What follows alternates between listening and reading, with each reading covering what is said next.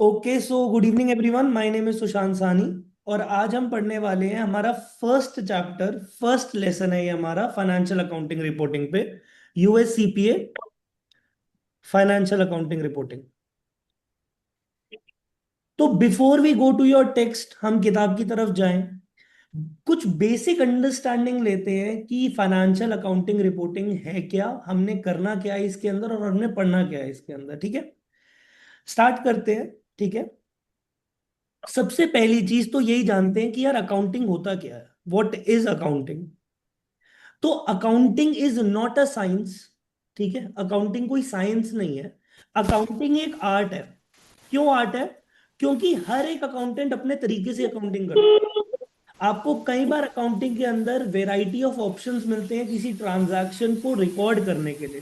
That is why accounting is always considered as an art. ठीक है, परवेश जी थोड़ी disturbance आ रही है, तो एक बार अगर म्यूट कर लेंगे तो। ठीक है, हाँ जी। So accounting is an art. किस चीज की आर्ट है? Of R C S, recording, classifying and summarising. क्या रिकॉर्ड करना, क्या क्लासिफाई करना, क्या समराइज करना? बिजनेस ट्रांजैक्शंस को। वो business transactions which can be expressed in terms of money.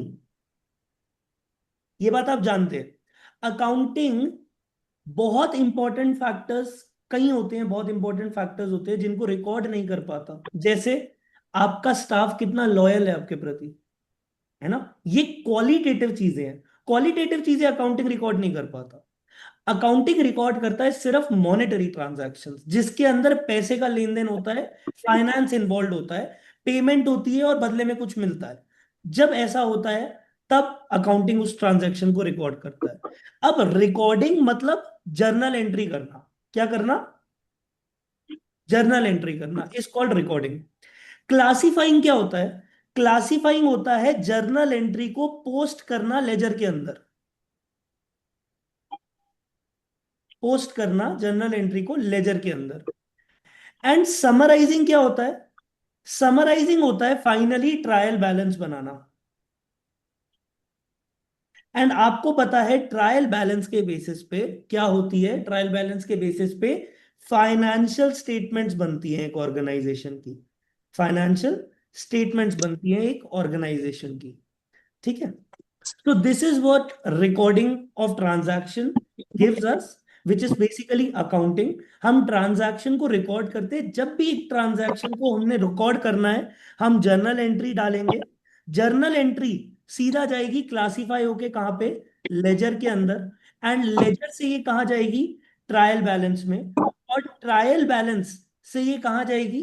Trial balance से जाएगी ये फाइनेंशियल स्टेटमेंट्स के अंदर। हम फाइनेंशियल स्टेटमेंट्स प्रिपरेशन करते हैं। तो अब हमारी चर्चा किस बात पे है कि फाइनेंशियल स्टेटमेंट्स होता क्या है। ठीक है, यही हमारा फर्स्ट चैप्टर है जिसको आज हमने पढ़ना है कि फाइनेंशियल स्टेटमेंट्स क्या होता है। बात करते हैं about financial statements.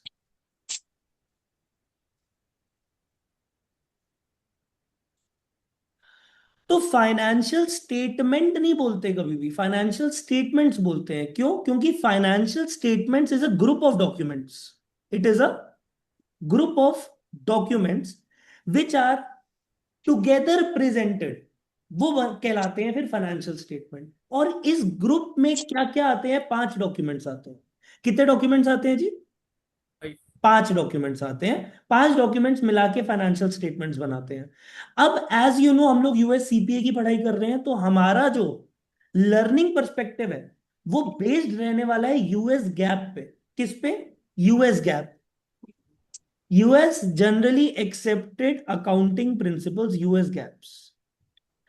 US gaps क्या है? ये वो लॉ है जो यूएस के अंदर अकाउंटिंग को गवर्न करता है। सिंपल सी बात है, right. US gap is that law जो अकाउंटिंग को गवर्न करता है यूएस के अंदर। इसी के हिसाब से अकाउंटिंग की जाती है यूएस में। अब 5 स्टेटमेंट्स जो मिला के फाइनेंशियल स्टेटमेंट्स बनाते हैं उसके बारे में पहले चर्चा करते हैं।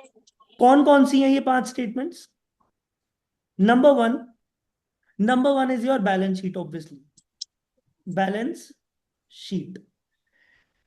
बैलेंस शीट क्या होता है इसके बारे में चर्चा करते हैं, डोंट वरी। पूरी डिटेल में सारी फाइनेंशियल स्टेटमेंट्स के बारे में पढ़ना ही अभी हमारा मोटिव है इस चैप्टर के अंदर, हमारे फर्स्ट चैप्टर के अंदर। सबसे पहली चीज है हमारी बैलेंस शीट। दूसरी चीज क्या है हमारी? Statement of income and other comprehensive income. Statement of income and other comprehensive income. Number three, number 3 is basically your statement of changes in equity। Equity के अंदर क्या क्या चेंजेस आते हैं पूरे साल में, वो हमें ये स्टेटमेंट के द्वारा पता चलता है। Statement of changes in equity के अंदर पता चलता है। नंबर 4, नंबर 4 क्या आता है? देखिए, ये बात स्टूडेंट्स भूल जाते हैं, फोर्थ और फिफ्थ आपको ज्यादा अच्छे से याद रखनी है, ठीक है। Notes to the accounts are an integral part of financial statements, याद रखना। Notes to the accounts is an integral part of financial statements, and इसके बिना फाइनेंशियल स्टेटमेंट्स अधूरी है। Number 5 is your CFS, which is cash flow statement. क्या होता है? Cash flow statement. इन सारी की सारी स्टेटमेंट्स को मिला के, इन सारे के सारे डॉक्यूमेंट्स को मिला के बनती हैं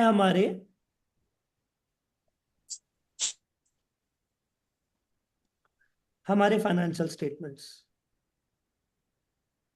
ठीक है, यहां तक सब मेरे साथ है? आगे बढ़े। हम्म। ठीक है, अब हम चर्चा करेंगे सबसे पहले अबाउट द बैलेंस शीट। सबसे पहले हमारी चर्चा रहने वाली है अबाउट बैलेंस शीट। क्या होती है बैलेंस शीट? ठीक है, सो बैलेंस शीट जैसा नाम है वैसा ही एक्चुअली में चीज है। क्या? ये एक ऐसी शीट है जो बैलेंसेस नोट डाउन करती है चीजों के। अब आप मुझे एक बात बताइए, बैलेंस किन चीजों का होगा? उन चीजों का होगा ना जो अगले फाइनेंशियल ईयर में भी जाने वाली है, तभी तो उसका बैलेंस है, वो बैलेंस कैरी फॉरवर्ड हुआ नेक्स्ट ईयर में। यानी हम्म। कि हमारे इस साल के किसी आइटम का जो क्लोजिंग बैलेंस होता है, वो अगले साल के हमारे उस आइटम का ओपनिंग बैलेंस बन जाता है ना। हम्म। तो बैलेंस शीट के अंदर वो आइटम्स आते हैं जो साल दर साल आपकी बुक्स में रहेंगे ही रहेंगे। यानी कि आपके असेट्स एंड लाइबिलिटीज। एसेट्स क्या होते हैं? एसेट्स आपकी ऑर्गेनाइजेशन के लीगल राइट्स होते हैं। क्या होते हैं? Legal rights. एंड आप इन चीजों को यूज करते हो, किस लिए यूज करते हो? You use it only for one reason, and that is to earn profit used in business operations.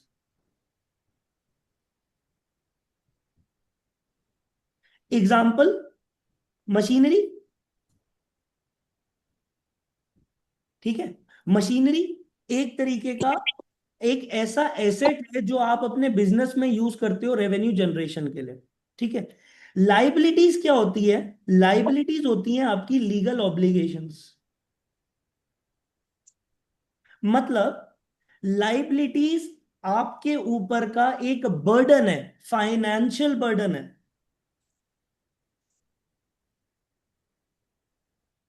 जो आपको पे करना पड़ेगा इवेंचुअली किसी को, किसी भी रीजन के कारण।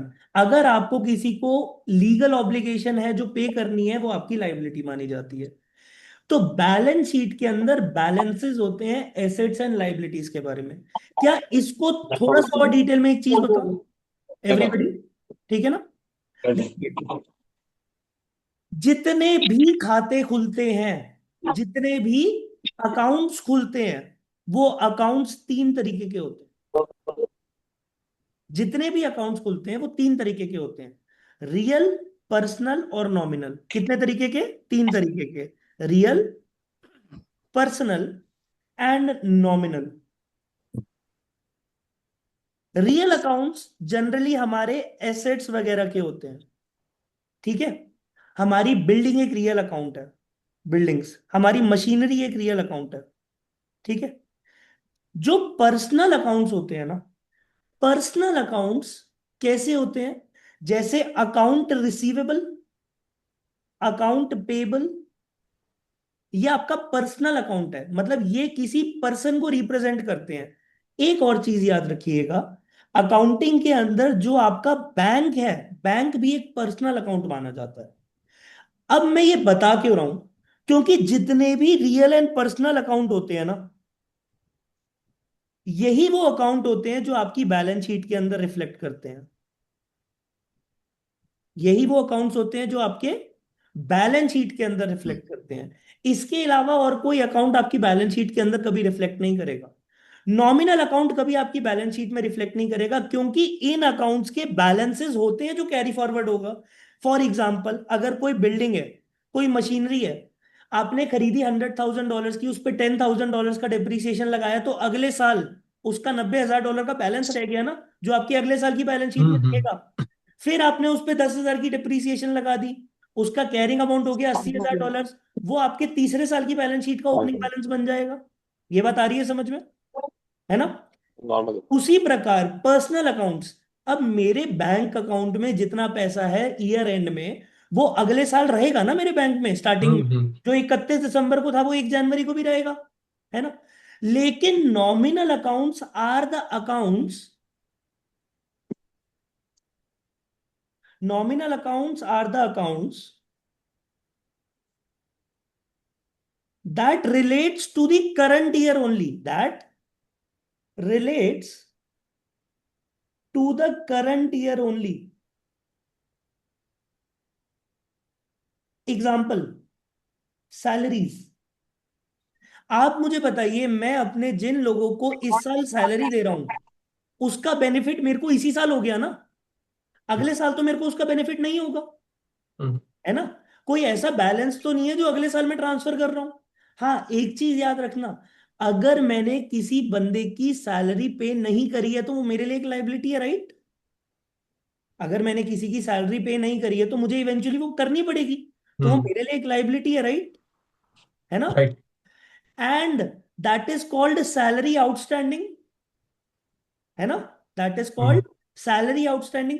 अब मुझे एक बात बताइए, सैलरी आउटस्टैंडिंग क्या हुआ? आउटस्टैंडिंग वर्ड यूज होता है बकाया राशि के लिए, कि मेरे को किसी को अभी इतना पैसा और देना है, मैंने नहीं दिया है, मुझे किसी को उसका पैसा देना है। तो salary outstanding is that account जो आपके लिए एक पर्सनल अकाउंट माना जाएगा, क्योंकि वो दिखाता है कि एक व्यक्ति को आपको पैसे देने हैं। तो सैलरी जो आउटस्टैंडिंग का अकाउंट है, या फिर सैलरी पेड इन एडवांस, ये वो खाते हैं जिनका बैलेंस अगले साल आपको विजिबल रहेगा, इसीलिए वो बैलेंस शीट का पार्ट है। बट अगर मैं सिर्फ सैलरी की बात करूं, it's a nominal account. And all the nominal accounts, एक और एग्जांपल, रेंट। मैंने इस साल 12 महीने का जो रेंट दिया, वो मुझे इसी साल में बेनिफिट देगा ना दीपक जी, मुझे अगले साल तो बेनिफिट नहीं देगा वो। है ना? अगले साल तो वो मुझे बेनिफिट नहीं देगा।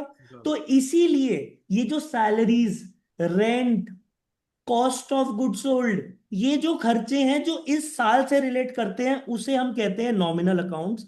एंड याद रखिएगा, nominal accounts are closed in the PNL account, closed in the profit and loss account. ये आपके पीएनएल का पार्ट रहते हैं, क्योंकि ये वो अकाउंट्स हैं जो या तो रिप्रेजेंट करेगा आपकी इनकम को, या तो रिप्रेजेंट करेगा आपके एक्सपेंडिचर को। एंड इनकम और एक्सपेंडिचर मैच कर कहाँ होते हैं? पीएनएल के अंदर होते हैं। हम्म। है ना? ताकि हमें एक फिगर मिल सके हमारी ग्रॉस इनकम की। है ना? हमारा को हमारा प्रॉफिट मिल सके, कि हम हमारी इनकम्स में से खर्चे माइनस करके प्रॉफिट निकाल सके। इसीलिए नॉमिनल अकाउंट्स आपके पीएनएल के अंदर रिफ्लेक्ट करते हैं। तो एक क्विक रिवीजन, 3 तरीके के अकाउंट्स होते हैं, रियल, पर्सनल, नॉमिनल। है ना? एंड हम्म। इसके अंदर से जो रियल और पर्सनल अकाउंट्स होते हैं, ये कुछ ना कुछ आउटस्टैंडिंग बैलेंस या फिर कैरी ओवर होने वाले बैलेंस को रिप्रेजेंट करते हैं, इसीलिए बैलेंस शीट में जाते हैं। नॉमिनल अकाउंट्स वो अकाउंट्स होते हैं जो या तो किसी इनकम को रिप्रेजेंट कर रहे हैं या किसी एक्सपेंडिचर को रिप्रेजेंट कर रहे हैं, एंड वो करंट ईयर से ही रिलेटेड होते हैं, इसीलिए करंट ईयर के अंदर ही रिफ्लेक्ट होते हैं पीएनएल के अंदर। And they are closed in the PNL account. ठीक है?